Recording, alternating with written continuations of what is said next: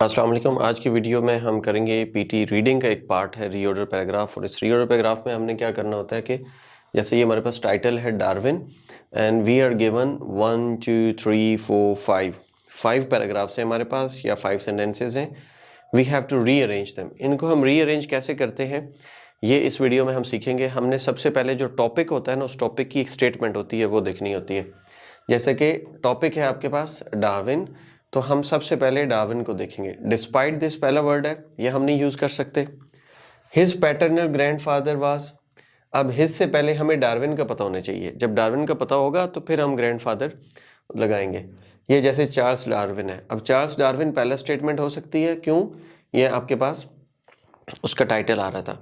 इसके बाद अगली स्टेटमेंट हमारी हो सकती है हिज पैटर्नल, क्योंकि ये है ही, उसका नाउन था, उसकी जगह हमने प्रोनाउन यूज किया हिज पैटर्नल।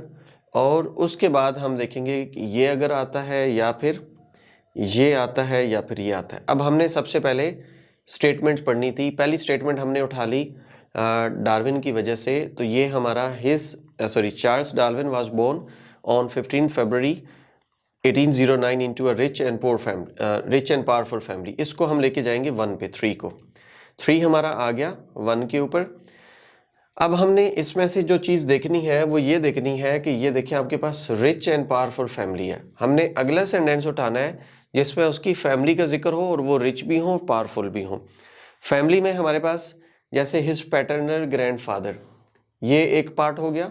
और आगे उसकी फैमिली का देखें तो a famous scientist who came up with his own theory. अगला आ रहा है जी मैटरनल ग्रैंडफादर, तो ये उसकी फैमिली के दोनों पार्ट हो गए। अब ये स्टेटमेंट हम 2 वाली ऊपर ले जाएंगे 1 पे। ये सारा कुछ उन्होंने बता दिया कि पोट्री फेम था उसका ग्रैंडफादर, और जो पैटर्नल और मैटरनल थे ये दोनों चीज़ें हो गई। इसके बाद हमने देखना है कि इसके बाद क्या हुआ।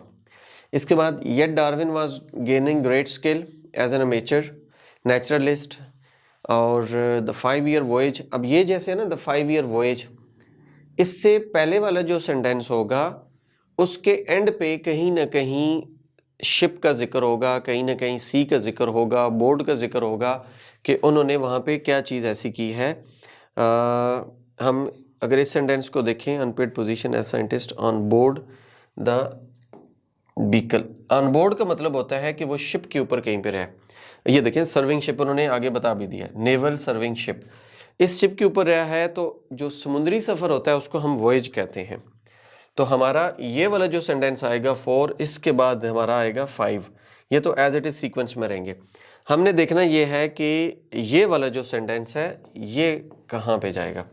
ठीक है, पहला हमारा चार्ल्स हो गया, दूसरा हमारा उसकी फैमिली हो गया, तीसरा सेंटेंस जो है चूंकि ये फैमिली पावरफुल थी, despite this for the first decade of his life Darwin failed to distinguish himself. हाँ, वो सारे अमीर थे, उनका फेम था, लेकिन ये अपना फेम नहीं हासिल कर सका। First dropping from the medical studies, Edinburgh, has hated the sight of the blood, subsequently entering the Cambridge to study the profession of the clergyman as much second option।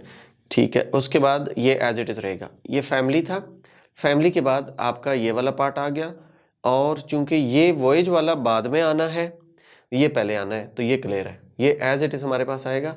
अब हम इसको करेंगे सबमिट करके, तो हम जो है ना चेक करेंगे, इसको थोड़ा सा ऊपर करके हम सबमिट करेंगे।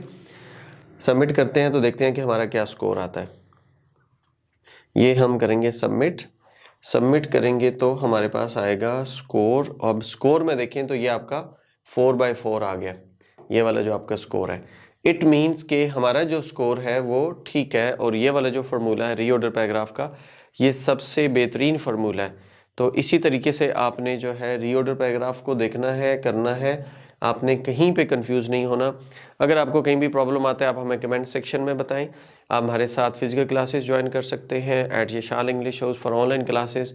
कॉन्टैक्ट नंबर गिवन है, आप हमें ज्वाइन कर सकते हैं। स्टूडियो से, इसी सेटअप से आपकी ऑनलाइन क्लासेस हुआ करती हैं। Thank you so much, take care, अल्लाह हाफिज़।